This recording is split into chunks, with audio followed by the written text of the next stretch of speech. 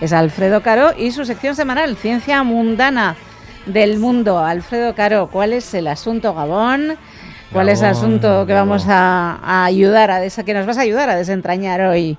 ¿Seguimos hablando de COVID-19, pandemias? No, bueno, pandemias sí, ¿no? Pero vamos a dejar descansar. Pues a no ser que queráis hablar de algo de COVID, siempre, por supuesto. Quería empezar comentar una cosa que me ha gustado mucho esta semana, de una noticia de ciencia. Todos habréis escuchado la cosa de Homo homini lupus, ¿no? El hombre es un lobo para el hombre, de Hobbes, ¿no? Que en realidad se ha tergiversado muchísimo esa frase, se refería a que sin Estado, pues el hombre, el ser humano, se convierte en un lobo para el hombre, etcétera. Pero es interesante el hecho de que esta semana ha salido una investigación en la que se habla de los lobos. Claro, damos por hecho si el hombre es un lobo para el hombre, significa que el lobo es malo, ¿no? Y no cuida a su iguales, ¿no? Y sin embargo se sabe de una serie de investigaciones tanto arqueológicas como etológicas. La etología sería digamos el campo de la biología, la rama de la biología que estudia el comportamiento animal. Pues en manadas de lobos, tanto actuales como de hace más de 1 millón de años, se ha descubierto por restos fósiles que se cuidan. Se cuidan hasta tal punto que heridas muy graves de roturas de patas que les impiden caminar, estos animales han cicatrizado esas heridas y la única manera que se puede explicar esa cicatrización es porque han sido cuidados por sus congéneres. Y ahora se han visto en estudios recientes cómo miembros de la manada de los lobos que son viejos o no pueden cuidarse a sí mismos, no pueden cazar, llegan a masticarle la comida y dársela en la guarida donde estén, ¿no? Entonces me parece muy interesante para hablar de sesgos. Y o sea, durante siglos hemos tenido al lobo, hemos proyectado nuestra miseria sobre un animal como el lobo, cuando no es para nada así. Y ya hablaremos de sesgos en otras investigaciones con primates y con tal, porque es muy interesante cómo el ser humano proyecta sobre el conocimiento y obvia muchas cosas que están pasando para, digamos, a confirmar aquello que es la creencia, el prejuicio, ¿no? Y pasa mucho en sanidad. Hay mucho axioma de esto, ¿no? Sí. Hay mucho estudio que el axioma parte de ese prejuicio, ¿no? Y que luego, pues, al final, ¿no? ¿Cómo es eso de que si te lo dices muchas veces, al final se convierte en verdad, ¿no? Sí, ¿no? ¿Quién lo dijo aquello? ¿Quién dijo aquello? Sí, pues... De hecho, con el tema de sanidad hay un sesgo muy fuerte que tenemos que estar alerta, que yo lo considero que es el solucionismo, ¿no? De pensar que la sanidad es donde vamos a resolver la enfermedad, ¿no? La falta de salud, y cuando solo nos centramos en el resolver, ¿no? en aquello de cuando ya tiene la enfermedad, sin embargo, la salud en realidad se genera allá donde se genera la vida, no se genera en el hospital. O no se genera con una inyección o con un tratamiento. La salud se genera donde se genera la vida, mucho antes, ¿no? Entonces, claro, cuando vemos que hay barrios como de las capitales del estado, y aquí había un estudio en Bilbao, lo he olvidado el número exacto, pero entre barrios puede haber diferencias de 7 años, de 11 años en la esperanza de vida. Cuando tenemos una sanidad universal, o sea, todos y todas tenemos acceso a los mismos medicamentos, bueno, todos y todas no, todas las ciudades, todos los que bueno, todos los que tengan una tarjeta de la Seguridad Social, sanitaria, porque es una persona que tiene 26 años y no está en la tarjeta sanitaria de sus padres y no ha trabajado, es muy esa persona no tiene acceso a que en un momento determinado, si hay una urgencia, le traten, pero no tiene salud, no tiene sanidad. Sí, eso es verdad, pero es bastante universal. Claro, es bastante, pero eso no todo. Aumenta más la cuestión de las diferencias, ¿no? Es un añadido al planteamiento, pero cuidado que muchas veces las diferencias en salud están mucho antes, muchas veces, casi siempre, ¿no? Por ejemplo, se sabe que en los barrios pobres hay más densidad de establecimientos de comida basura que en los barrios de rentas altas. No hablemos de las casas de apuestas, ¿no? Como forma de salud, que eso también es salud o falta de ella, ¿no? Paris Hilton llevaba una camiseta que decía Stop Being Poor, ¿no? Dejar de ser pobres, ¿no? Y esto lo saco de un libro de Javier Padilla que recomiendo, Médico, Atención Primaria, que dice que su título se titula ¿Quién vamos a dejar morir? Habla mucho de esta cuestión de las diferencias en salud, ¿no?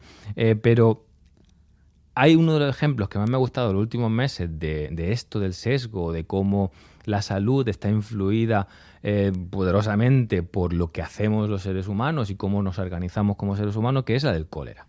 Sí. El cólera es una bacteria que siempre ha vivido en unas gambas. O sea, unas gambas. Una gambita muy pequeña, se llaman de 1 milímetro, no son gambas de Navidad, de un milímetro muy pequeñas que se llaman copépodos. De hecho, el copépodo es el animal más abundante en la Tierra. O sea, si lo pesáramos, no hay otro animal, pesa más que todo el resto de animales juntos, ¿no? Y los vibrios, que son las bacterias que producen el cólera, se ocupan de reciclar el exoesqueleto, de comerse un poco los restos de esos copépodos. Pero bueno, viven en zonas salobres del Golfo de Bengala. Y hay una región, el Sundarbans, que es una región de manglares, que durante milenios ha sido inhóspita. Ni Gengis Khan se atrevió a pasar por allí. Tigres, serpientes muy venenosas y muchos mosquitos, os podéis imaginar. Pero ahí ha llegado el hombre blanco y empeñado en que ellos te podían hacer, ¿no? Ese rollo de la tecnología que todo se puede hacer. En 1760 llegaron las compañías de Indias Orientales, conquistaron Bengala y talaron los manglares, una extensión de 2.000 kilómetros cuadrados, enorme. Y ahí es donde el ser humano entra por primera vez en contacto con el cólera, porque plantaron arroz en una zona salobre con mareas, tormentas, que entra el agua del mar y no sé qué. Y durante generaciones, durante décadas, el ser humano se ha contagiado de cólera, pero no lo ha transmitido a otro ser humano. O sea, una enfermedad zoonótica, o sea, que viene de los animales. Como la COVID. Como la COVID, como el SARS-CoV-2. Pero eso fue pasando muchas veces, y ya está, esa persona se moría o no, pero no llegaba a más. ¿Cómo llegó a más? Pues que hubo una mutación, hubo un cambio en esa bacteria que le hizo generar una toxina. Una toxina.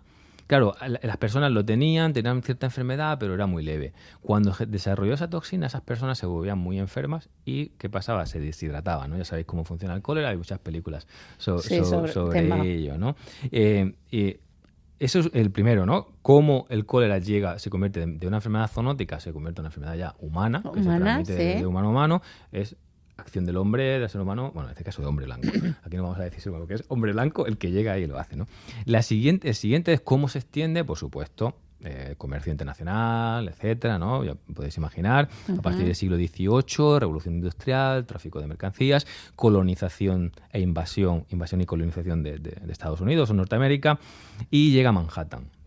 Hay una peli que se llama Guns of New York, de Scorsese, que es chula, a mí me gustó, es un estilo un poco así particular, un poco histriónico. Soy muy fan de Scorsese y tal, pero tiene sus puntos. Pues ahí lo que se desarrolla ahí, ¿no? Tiene mucho que ver con el tema del cólera en ese momento, cómo llegan los irlandeses, le echan la culpa a los irlandeses de que eran los que llevan el cólera, no sé qué, cuando se ven los camiones de bomberos que no tienen agua, compite con ello. Uno de los problemas en Manhattan era la falta de agua.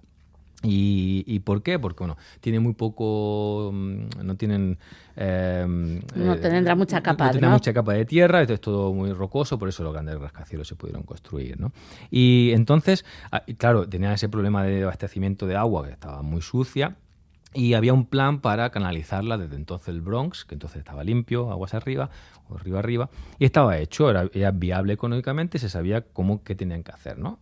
Entonces había una batalla en ese momento política entre los federalistas, que eran ricos, entonces no se dividía entre republicanos y demócratas, entonces eran los federalistas, ricos, banqueros, estamos antes de la guerra civil, ricos, banqueros y hombres de negocios, y los republicanos, que eran representaba un poco a los pequeños campesinos, a los pequeños propietarios, ganaderos, etc. Nueva York ya tenía un gran banco, un banco que estaba controlado por los federalistas. Sí. Y había un senador que quería aprovecharse de esa situación de los republicanos y entonces quería crear un banco él. Pero claro, no podían crear un banco fácilmente porque entonces tenía que tener una utilidad pública. No sé si algún banco tiene una utilidad pública, pero bueno, entonces debían tener una utilidad pública. Entonces a Burr, a este senador, se le ocurrió que iba a crear una licencia para canalizar el agua, o sea, crear una empresa que fuera de aguas y banca. Y entonces lo que consiguió es que sus compañeros senadores no apoyaran el plan de los federalistas, de otro banco, y del Ayuntamiento de Nueva York, y consiguió crear un banco y empresa de agua que se llamó la Manhattan Company. Y ya verá en qué se convierte la Manhattan Company. Consiguió $2 millones de dólares, una pasta entonces, y lo que hizo fue, en vez de invertir en lo que hacía falta, esa compañía lo que hizo, buena parte de ese dinero lo invirtió, por supuesto, en banco para financiar a los federalistas, y utilizó tubería de madera en vez de hierro, no utilizaba bombas de vapor, cogió la mayor parte del agua de un pozo que se llamaba Collect Pond, que sale en la película, y que ya estaba lleno de basura y excremento. Los informes de entonces decían que era repugnante. Para que ellos dijeran que era repugnante, ¿cómo tenía que ser? ¿No? Bueno, al final, la Manhattan Company suministró agua durante 50 años, que fue precisamente los años que duró la epidemia de cólera, que mató a miles de personas en Manhattan, ¿de acuerdo? Porque se negaron a canalizar el agua. Y los informes, un tema de corrupción y tal. Después del año 50 dejó de ser compañía de aguas, se dedicó solo a la parte financiera y se cambió el nombre. Y la misma compañía se convirtió en JP Morgan Chase o JP Morgan, que no sé si les suena a los oyentes, que es el banco, el mayor banco de Estados Unidos, el segundo más grande del mundo, y fue el banco que desencadenó la crisis del 2008. Uno de los tantos. Uno de los tantos, pero es el que fue que... Sí, la JP Morgan fue dramático. Y así sigue la historia del cólera en el siglo XXI con Haití, que es el mismo país donde más gente muere de cólera en el mundo, y tiene que ver pues que la ONU ayudó a los Estados Unidos a derrocar a Aristide, llevó a los soldados de los cascos azules, que ayudaron, por cierto, esos cascos azules al asesinato de 3.000 personas por parte de los paramilitares haitianos, sí. Y la ONU contrató a soldados de Nepal, donde había una epidemia de cólera, se los llevó a Haití, y ahí empezó una de las epidemias de cólera más fuertes, más potentes del siglo XXI, ¿no? Del siglo XXI, que ha matado a muchas miles de personas y que ha convertido a ser un problema en Haití pues de enfrentamientos y de chivos expiatorios, de falta de confianza en la ciencia, un desastre. Un desastre, que Haití sigue siendo un desastre. Y bueno, no solo aquí está el concepto de catástrofe y desastre, pero eso ya lo hablaremos en otro momento. La catástrofe es natural y el desastre tiene que ver con lo que hace el hombre con esa catástrofe.